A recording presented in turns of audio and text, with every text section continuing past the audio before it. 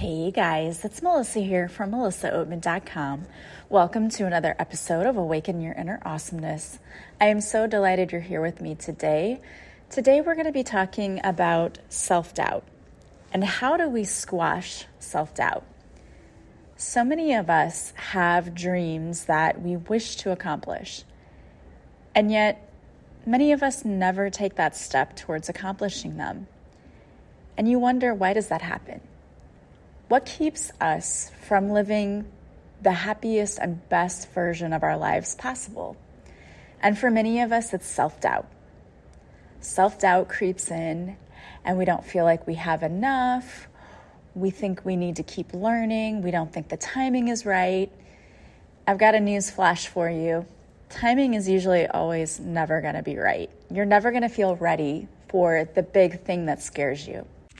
We all get scared when it comes to changing things in our lives, especially if it's something that's really going to shake things up. But why do we keep doubting ourselves? And how can we crush that self-doubt?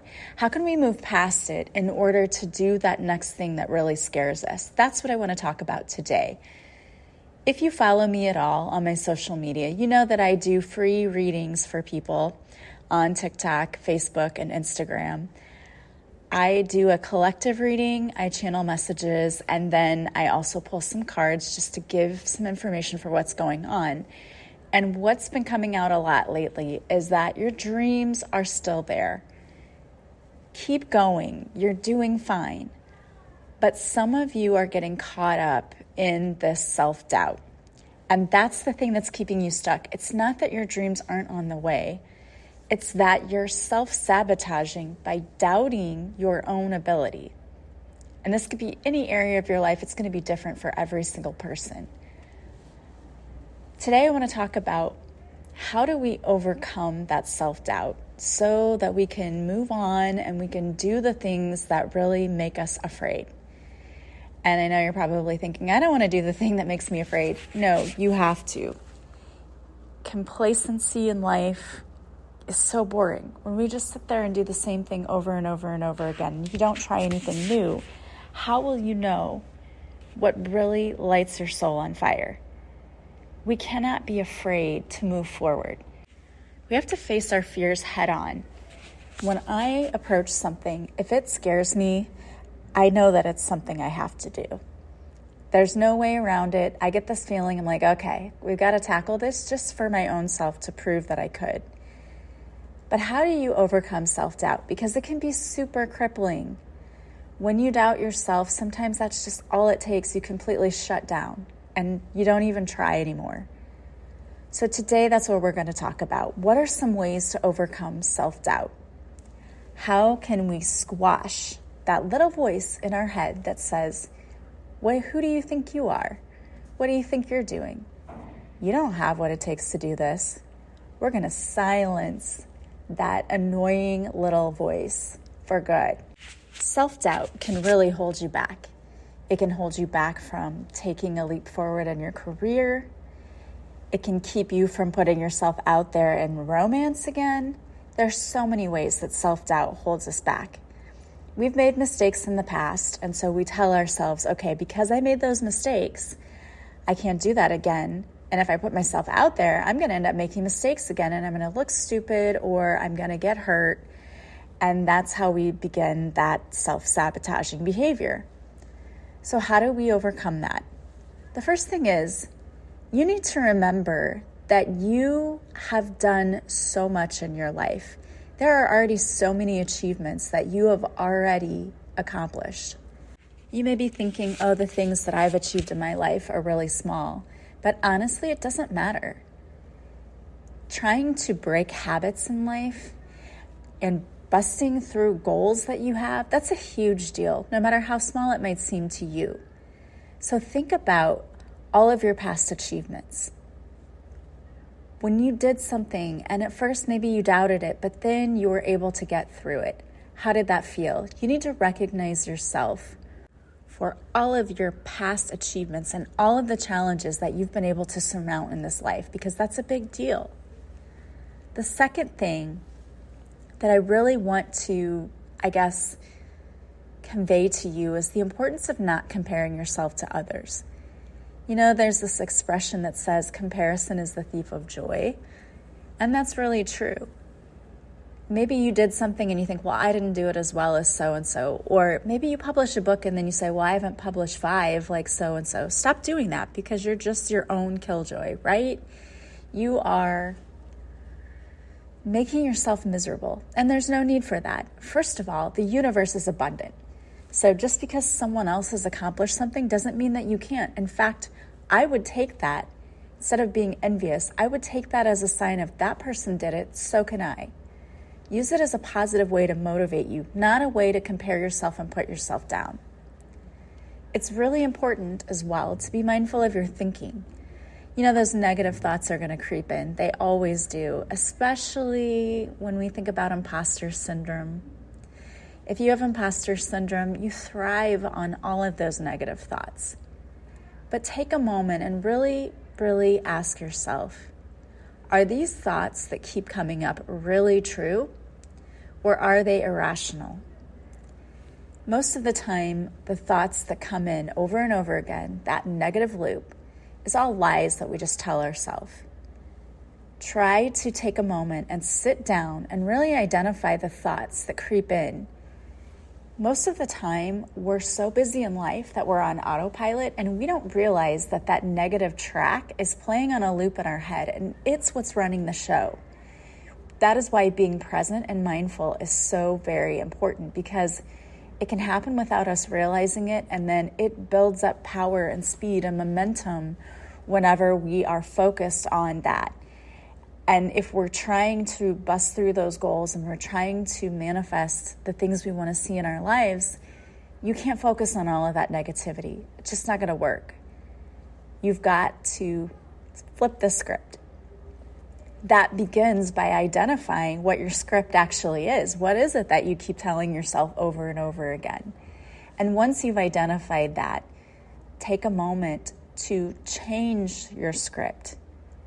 Instead of whatever it is that you're saying currently, like if you're saying, oh, I always procrastinate and I'm lazy, flip that around. I'm so creative that sometimes I'm overwhelmed. But I have so many ideas, and I am able to put those ideas into action. Change what it is that you're saying about yourself. Also, it's important to see, who are you spending your time with?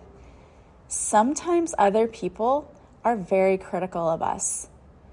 I know that whenever I would talk about writing a new book or had a new idea, there's some people in my inner circle who would just look at me like I was an idiot, and that I didn't know why I was wasting my time doing all of that. They're never going to understand why I do what I do. They just aren't. And it's not my job to make them. My job is for myself to understand why I do what I do, and not anyone else. So if you feel like the people you're around are always squashing your dreams or putting you down or anything like that, it's time to change who you're surrounding yourself with. Find some really supportive online groups. I know that finding friends can be a difficult thing. Finding your tribe can be a difficult thing.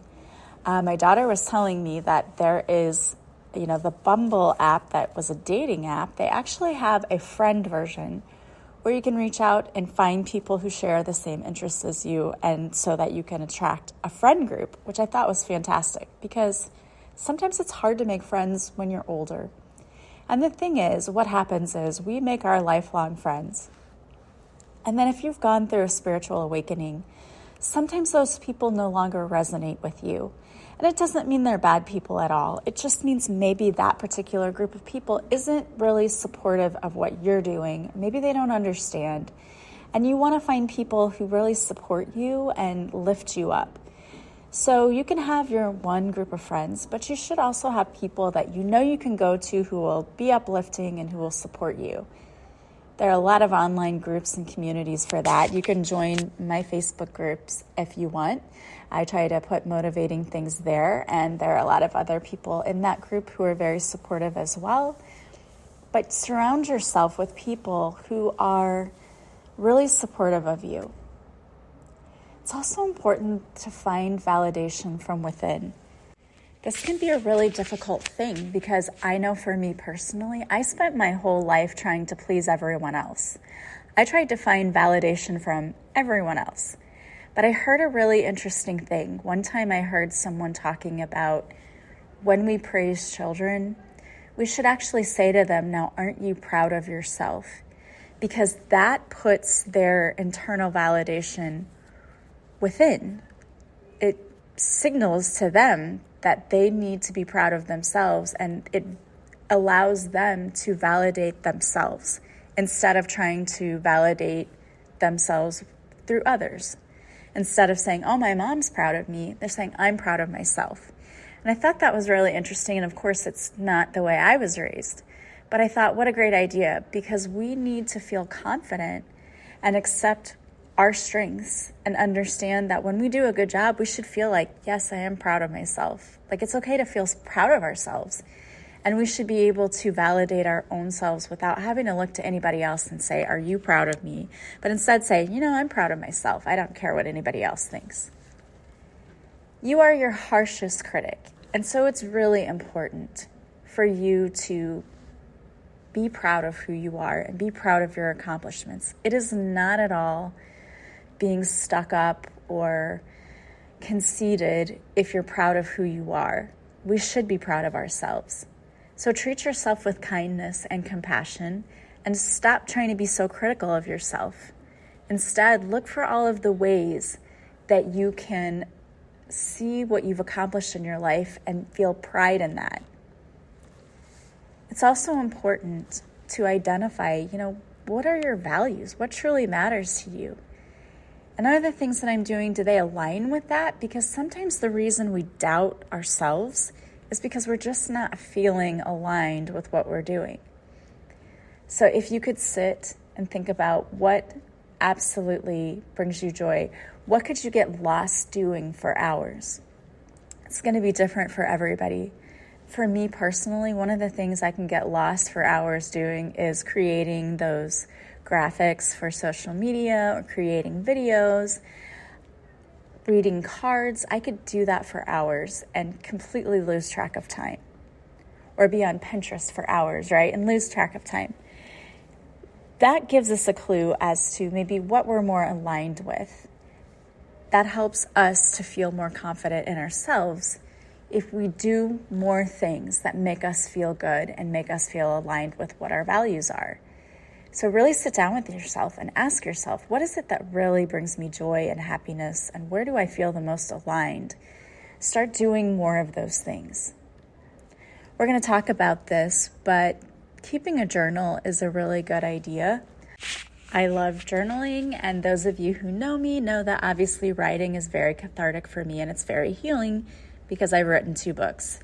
So I like it. If you don't like journaling, that's okay. And you don't necessarily have to write it out, but they say that writing it out gets it from your body out and onto the paper and allows you to process whatever it is you're going through and get it out of the body. So that's why I think writing it down is a good idea, but you could always just speak out loud. You could answer these prompts. So I'm going to give you a few journal prompts that can help you to start breaking free from this self-doubt. So the first prompt, and you can come back to this whenever you want, so you can listen to this and then later say, oh, now I want to do those prompts, or you can pause it and go do them, go get pen and paper. It's totally up to you. But the first prompt is, in what area of your life do you feel like you're not doing enough? We all have these insecurities that we're just not doing enough in our life. Maybe you feel like you're not doing enough as a parent. Maybe you feel like you haven't decluttered your house and it's a mess, and so that's bothering you. What is it that you feel like you're not doing enough of right now? The second writing prompt that I want you to think about is, what do you want to do more of? You can make a bulleted list. You can just write in a paragraph. What is it that you would like to do more of? The third prompt is, what are you excelling at? So what are you thinking to yourself? I'm amazing at this. I am a rock star. I am capable. I do this very well. What is that for you? Again, this is going to be different for every person. The next prompt is, what makes you happy? So when you do this prompt, go back to your answers from questions 2 and 3. Highlight or circle the things you're doing or want to do that make you happy. It's important that we define that we're doing enough and we are enough by the actions we really like doing. Again, that's that being authentic, and that is it aligned with me? And the last prompt that you could look at here is, what can you do to feel like you are enough in each area of your life? What is some action that you can take in order to feel like you're doing enough? And what hopefully you'll realize in doing each of this is you're the one who decides what it looks like to be enough, to have enough, not anybody else. After you've gone through each of these steps, you're the one who has to feel like you're enough. There are people who are never going to make you feel like you're enough. You have to ignore them, because I believe anyone who puts you down or makes you feel worse than has to be miserable about themselves or is a control freak. They're not happy with themselves or their lives. You cannot worry about them. What we're focusing on now is, how are you enough in each area of your life? And is there anything that you want to do that would make you feel better in each area of your life? Not what anybody else expects, not what anyone else thinks. What do you want? What do you think? It's time to focus on what you think would make you feel like you're enough. And is it something that brings you joy? Because if you think being a good mom means I have to bake 20,000 cookies for my daughter's Girl Scout troop, but that makes you miserable, that's not it. That's not what we're talking about.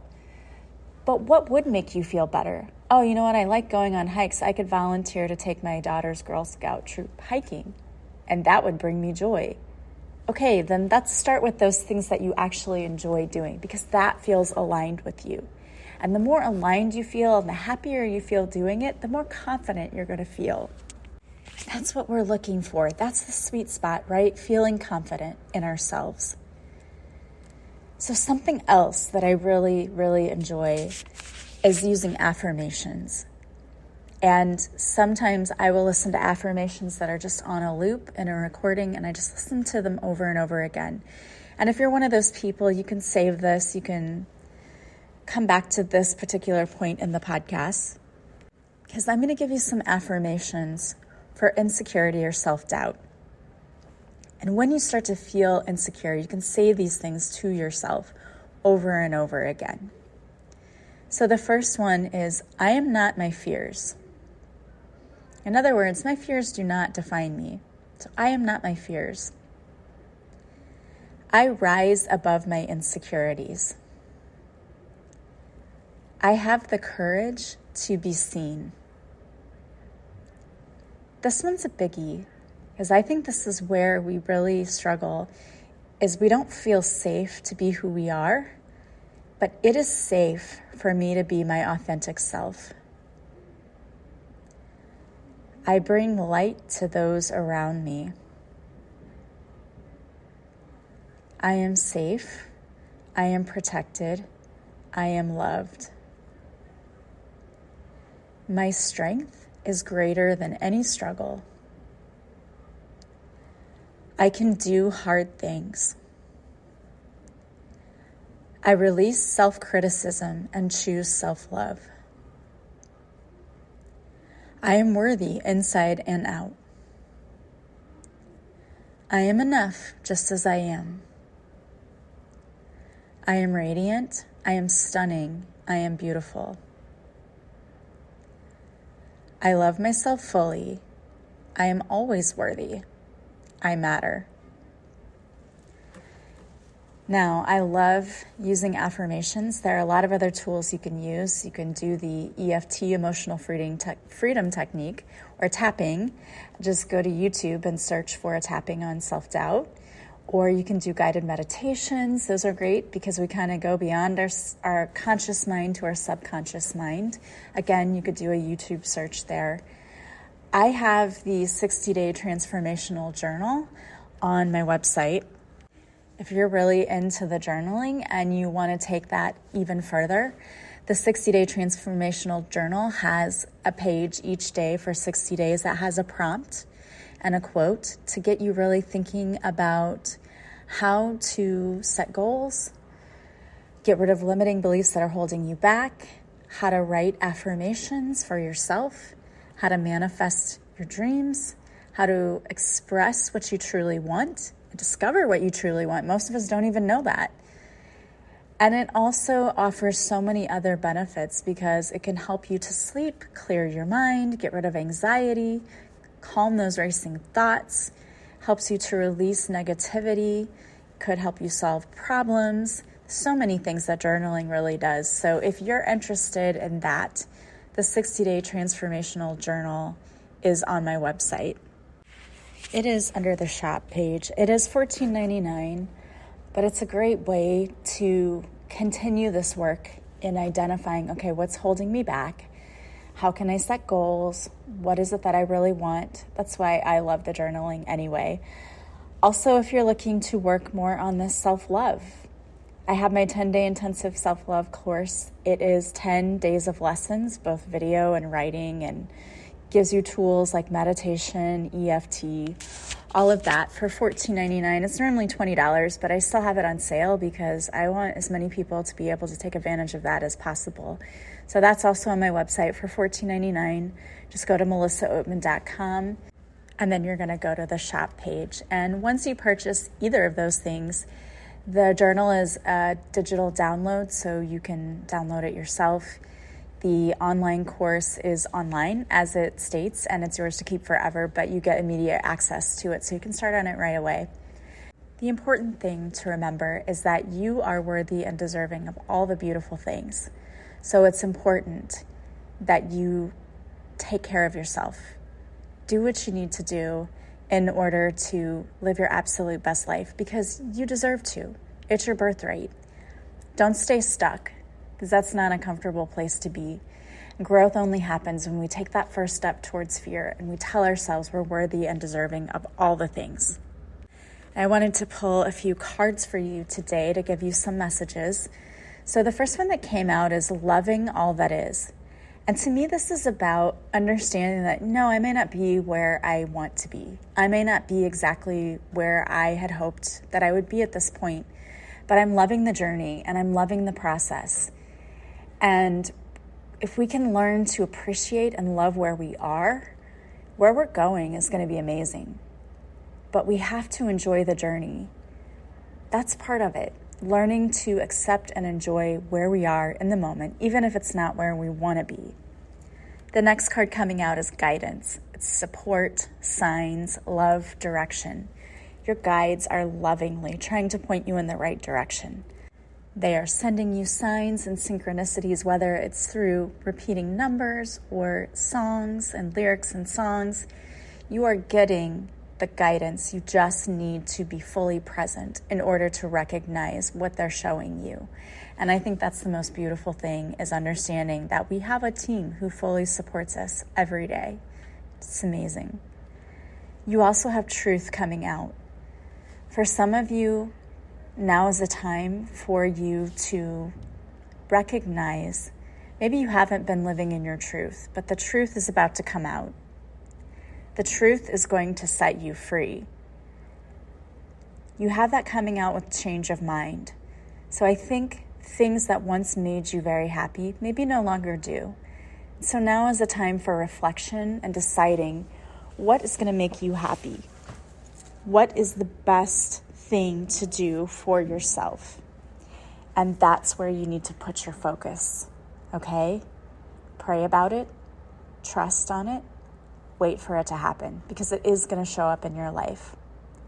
All right, guys, I hope that today's messages were helpful. If you like this podcast, please subscribe. Please leave a positive review from wherever you're listening.